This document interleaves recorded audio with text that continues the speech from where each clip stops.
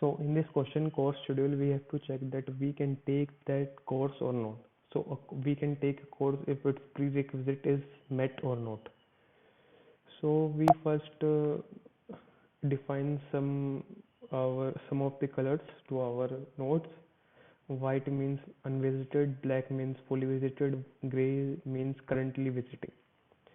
So we create an adjacency list and we create a visited list and mark every course as unvisited, and we populate our graph by pushing the prerequisite into our course. So it's a double vector inside, so a vector inside a vector. So we run through all these courses, and we if the course is unvisited, then we check for its cycle. So basically DFS will check that it has a cycle or not. DFS will give true if it has no cycle. So this if function will return false if there is a cycle. We will return true if there is no cycle. That means we can take these courses. So we will form the DFS function to check the cycle. So this nodes, we are currently visiting this node, so we mark this node as gray. So we move towards all of its prerequisite courses in that gray node.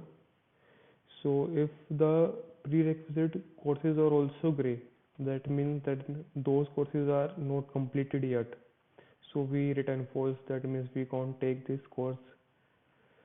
So if its courses are white, unvisited, then we check their cycles also, that for doing that courses which are prerequisite of the current gray courses, is there a cycle or not. If there is no cycle, we just make them black, as we have done that courses. Black means fully explored courses, and return true. So in this way we can successfully complete all our courses.